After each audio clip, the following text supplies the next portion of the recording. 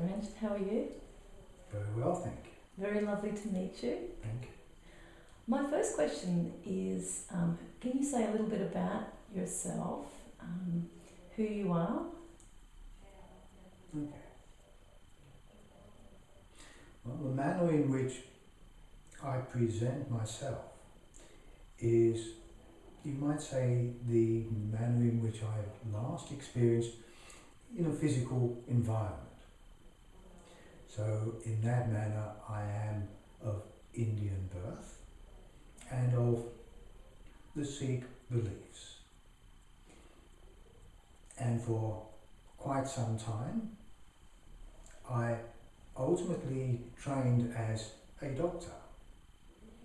So my experiences were predominantly in India, but I also trained and worked for some period of time in London.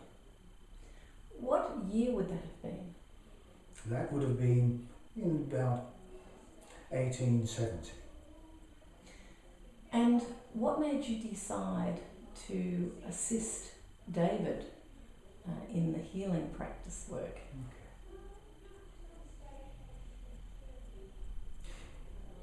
It is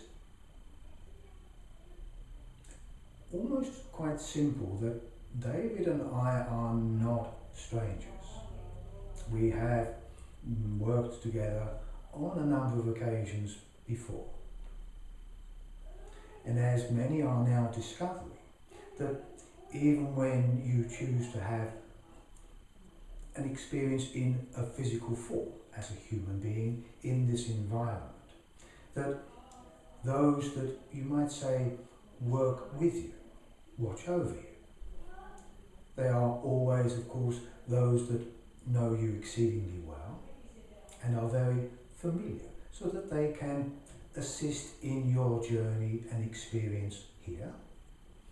And as you appropriately even name us as guides, in truth, that is what we attempt to do, to guide. It is part of the way in which we are allowed to do this work. It is, you might say, non-interference, because it is your journey, just as you also chose this journey with a very positive purpose, which will then bring you all the experiences that you require to gain the understanding that you need in order to expand your knowledge and understanding. So as I convey to many that I have the pleasure of working with, this is your journey by your choice, and there is no such thing as failure or mistake. Everything truly has its purpose.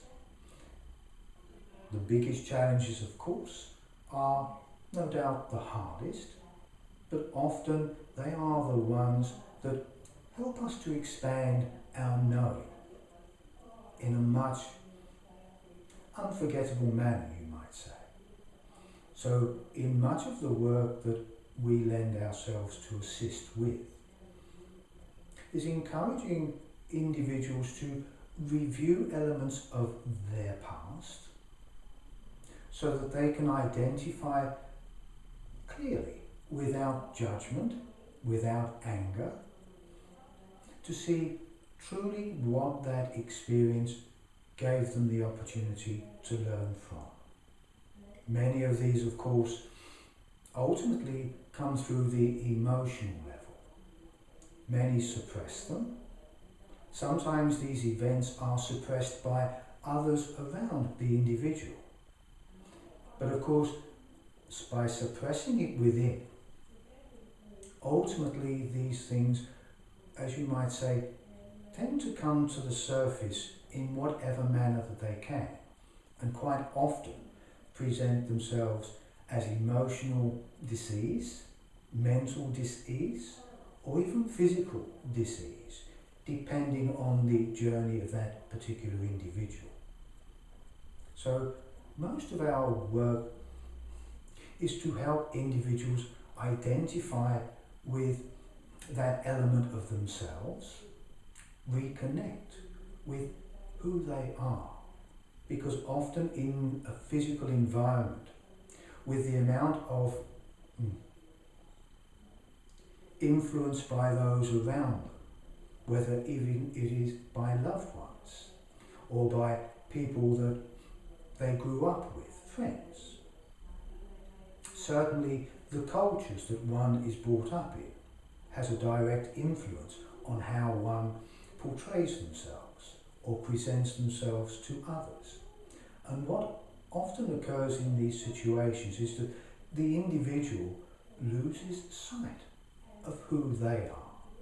Many of them unfortunately lose trust and belief in themselves, so that they then become very vulnerable to the influence of others. So with the illnesses we're seeing today, and there are very many manifesting, Correct. is it simply the case that they have lost connection with who they really are, and they haven't come to look at who they really are through that disease, using that disease in order to learn and know themselves? Is that why they're in disease? Is that what you're saying? Correct. So when you're working with David and David leaves and you're present, when you look at that person on the table, what do you see? Okay. Almost in every situation, my first point of contact would be to use, of course, David's physical body, so his hand would then place itself in this position, because this is the center point of emotion. So on that level, that connection gives me, you might say, uninterrupted information directly from the source of who that person is. But then, because we do not have the restrictions of a physical being, so therefore we can then see quite clearly the energy flow around the human body. We can see the energy field, so that also all of that information, as we gather that within the first few moments of contact, gives us direct information as to what would truly assist that individual at that moment of time. So if that individual had cancer, how would that be seen? So when you're receiving the information, are you seeing it in visual images, or are you seeing it in another way? Seeing it directly, you might say, as I am seeing you at this moment in Yes. time, it would be, for me, reality. I would see it as it is. So if it was cancer, what would it look like? In general terms, it would look, it does take a number of different forms depending where in the physical body it presents itself. But often it would present itself certainly on the energy level as an area where the energy is either not flowing very well or not flowing at all, depending on how it has been developed and how long it's been developing for. If it is in its early stages, it can possibly just develop and show just an area of restriction, blockages, where the energy is not flowing. The area of colour, which is also a very important vibrational aspect of being able to see. The colour of that area would also be quite dark and not as translucent as it should be. So therefore that would indicate directly where we need to focus much of our work.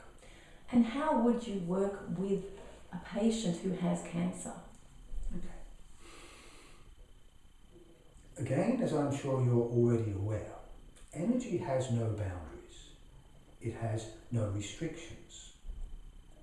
So therefore, by applying energy to that individual, but certainly, again, remember working with the concepts of that individual as they are at that moment, because the energy is a natural source of just life itself. So therefore, we can then focus it on the area where the cancer is. And sometimes you might say even create a pocket of energy within it. So even when we finish the work that we can do, it remains there and continues to work for a period of time. But it is during this work that also it is very valuable and important to understand that this is this person's journey.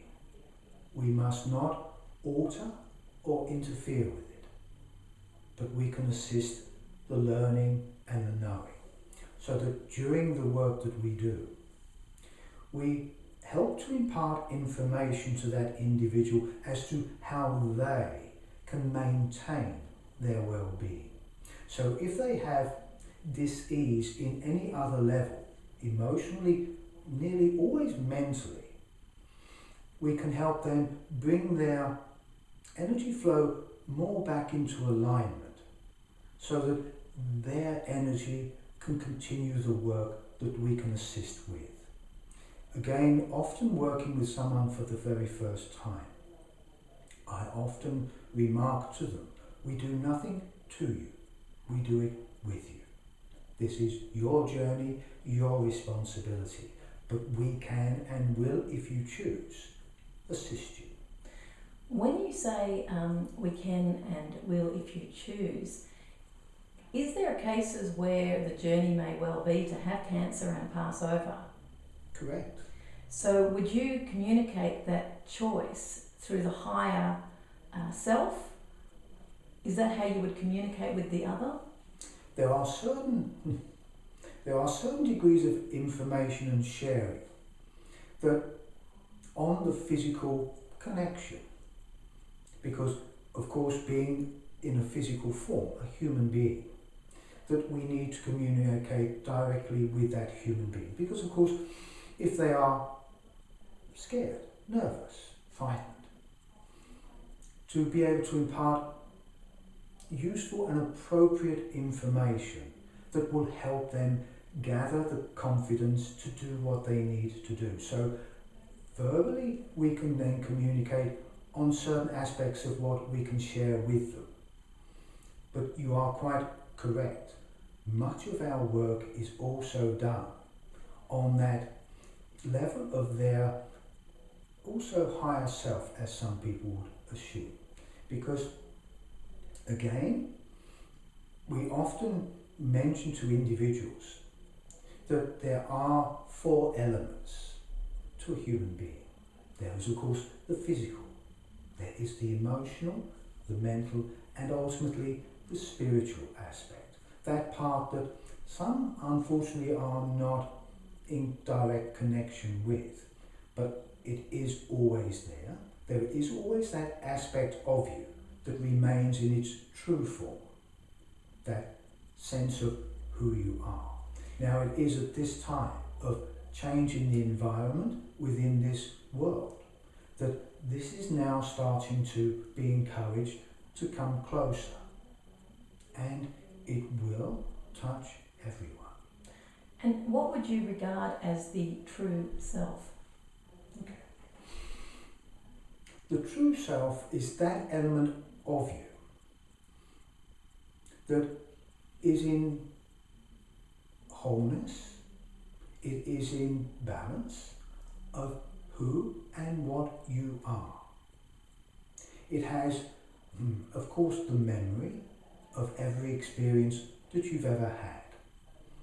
And this is something that we do impart to those that require that level of information. That when you have chosen this journey, not always do you bring all of the knowing and abilities that you have with you on this journey. Some you leave with your true self, because of course in order to complete this journey you require to have certain degrees of experience. So aspects of you that would make that journey somewhat, of course, easier, but less informative, you need to leave behind. So that it then brings you to the elements of the aspects of you yourself, your trueness, into this physical environment so that you can use those abilities that you bring with you to enhance them, to expand them, so that therefore those other elements that you truly already have would then restrict the amount of learning that you would then achieve here. So it is about when people talk about becoming connecting with their higher self, as you become more in tune and your journey is achieving on this level, then that part of you does then come, you might say, closer. Some people who are hearing this for the first time might say, well, I still don't understand what the higher self is. Are you saying it's God, or are you saying it is a universal intelligence? You know, because human beings like to be able to get a very clear picture in their minds. And of course we're dealing with an unlimited subject here. Correct. Could you clarify it further? Firstly, when I refer to individuals about their higher self, it is that part of them that is, in truth, pure energy. It has no restrictions. It has memory of every experience that it's ever touched upon. So it is their part of them that is complete. You are a part of that that's come into this environment with the purpose of learning. So then when this part of your learning and journey is complete and you no longer need the physical form, you return back to your trueness. You truly become whole. And it is this aspect that we are encouraged to share with many individuals that we work with, because of, unfortunately, the fear of death